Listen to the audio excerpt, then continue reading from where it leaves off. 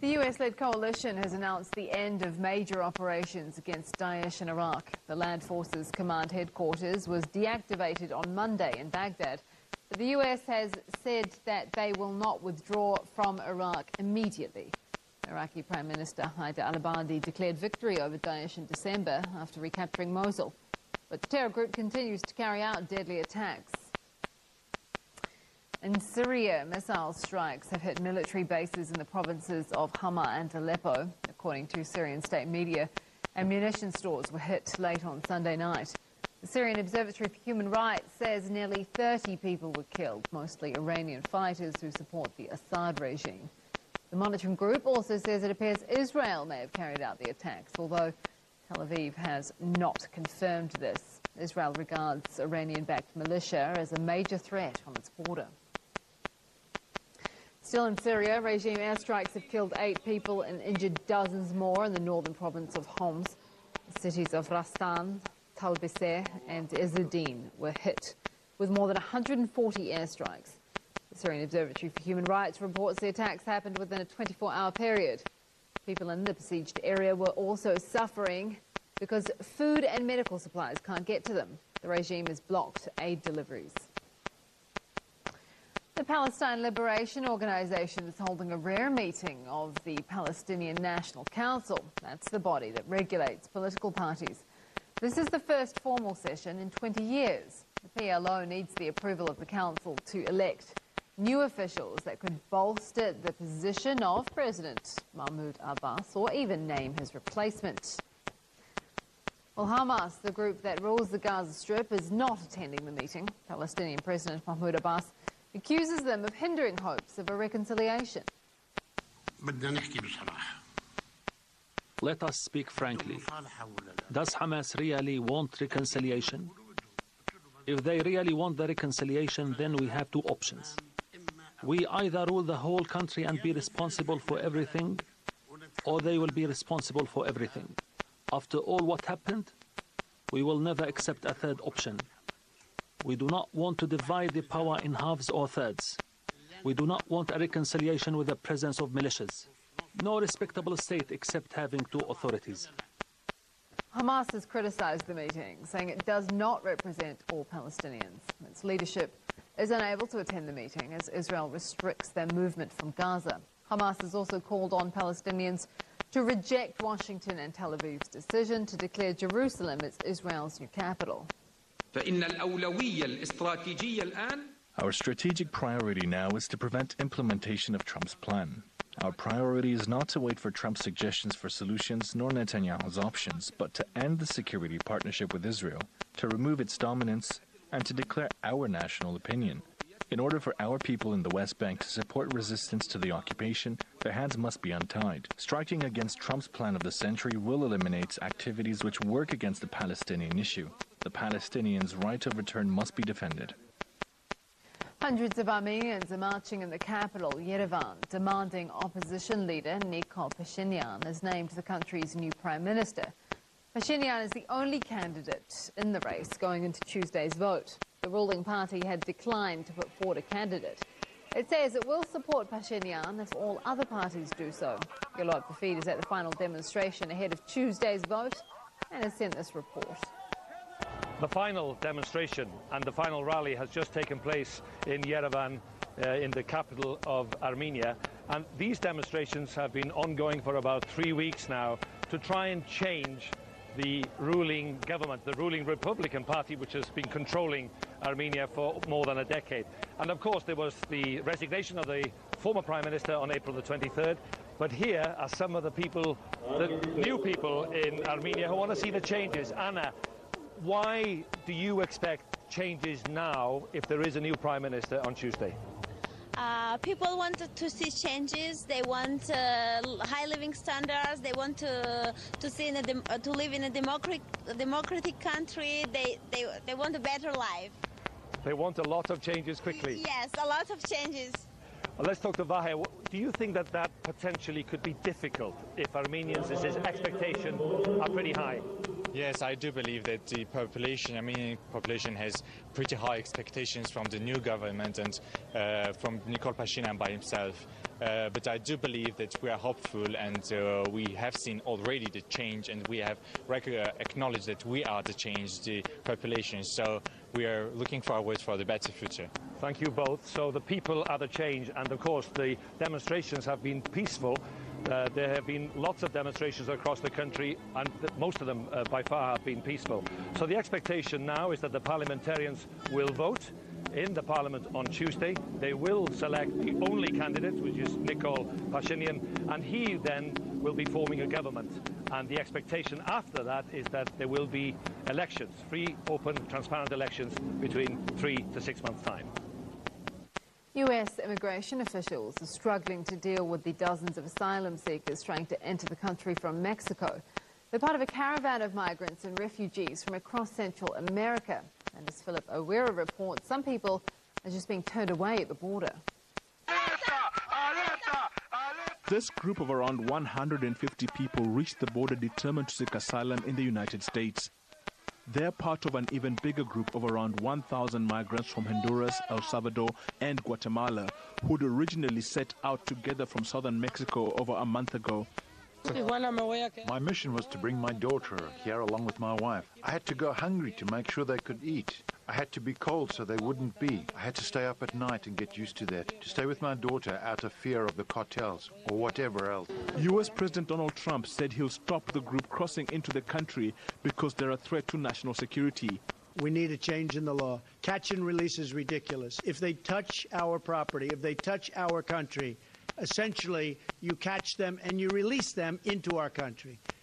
That's not acceptable to anybody. The migrants say if they're allowed entry into the US, they are prepared for the worst.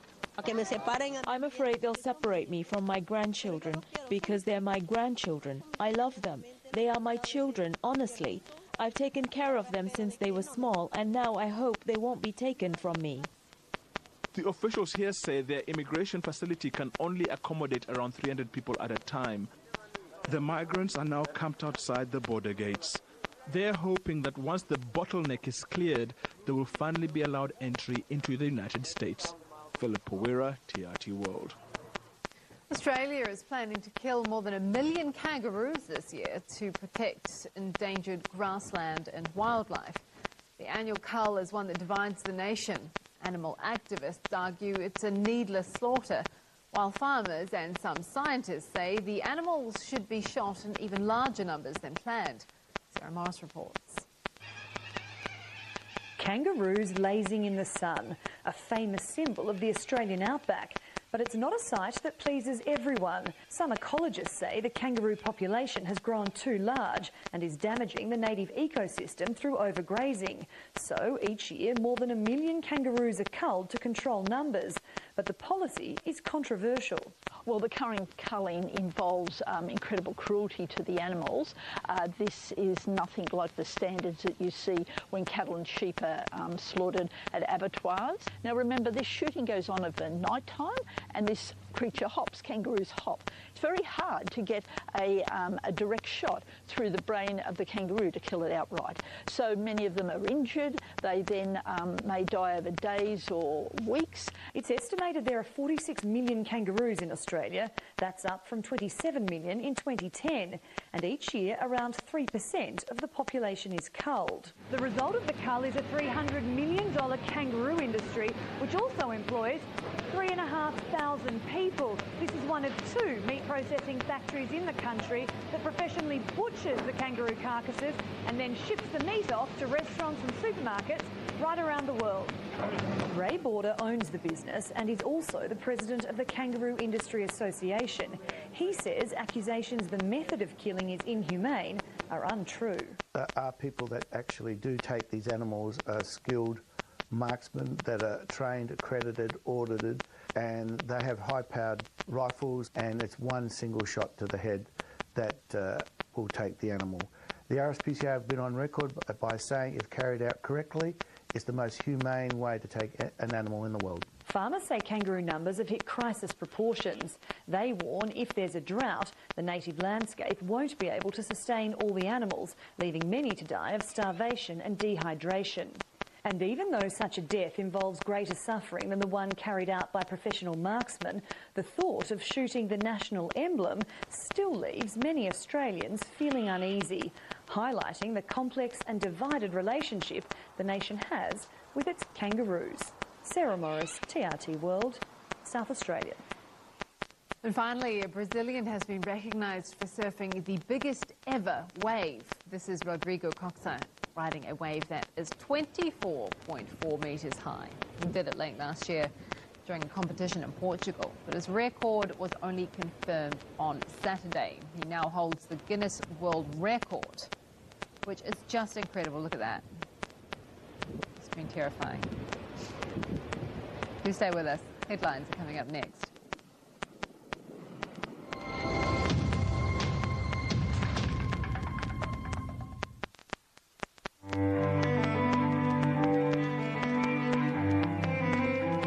Money, a commodity used for economic exchange, from person to person, country to country, whether it's coins, notes, bonds, or cryptocurrencies.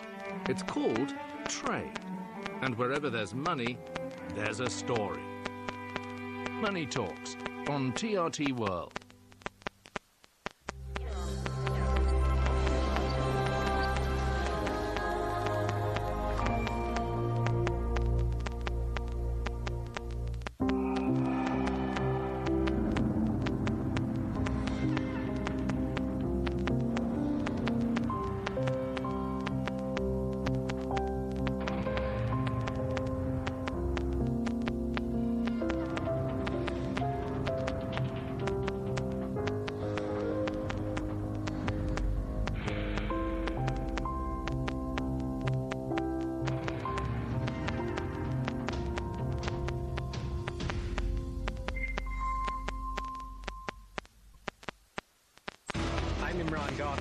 And I've come to the place they call the world's largest open-air prison. We're up against the mafia. Are you the Army's man? The Army should never ever form government again. There should never be a martial law. Is it a place where you can be an ethnic Serb and be an equal citizen? He says you guys tried to bribe him with $90 million or more. Keep quiet about the Panama Papers. Crossing the line on TRT World.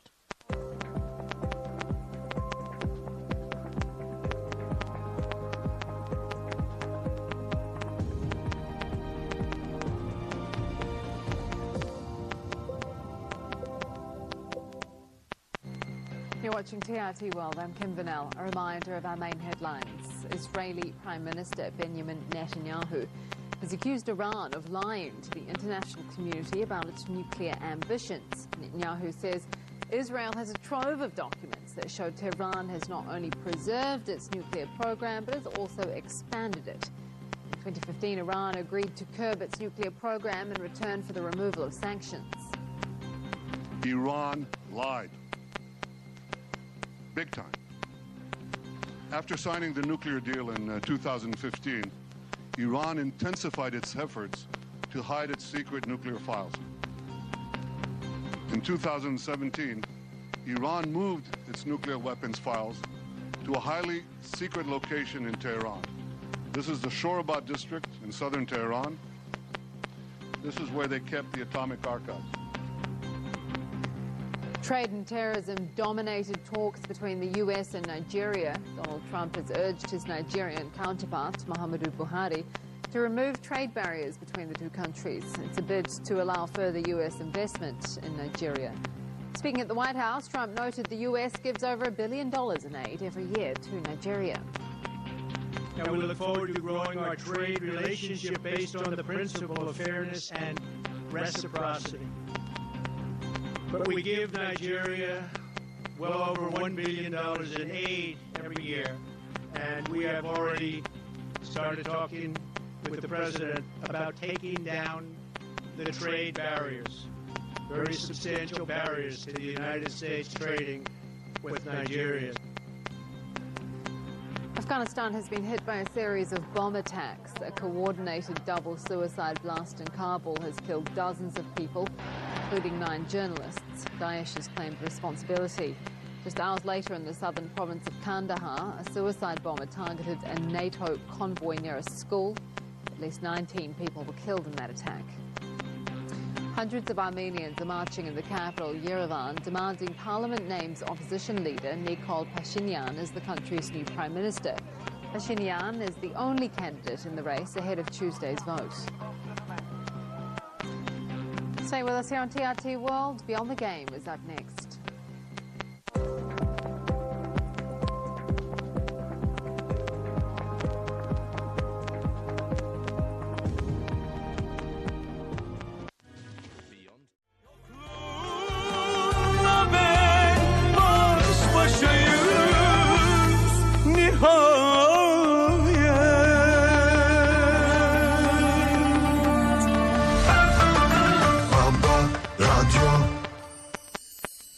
Deyiptin baharda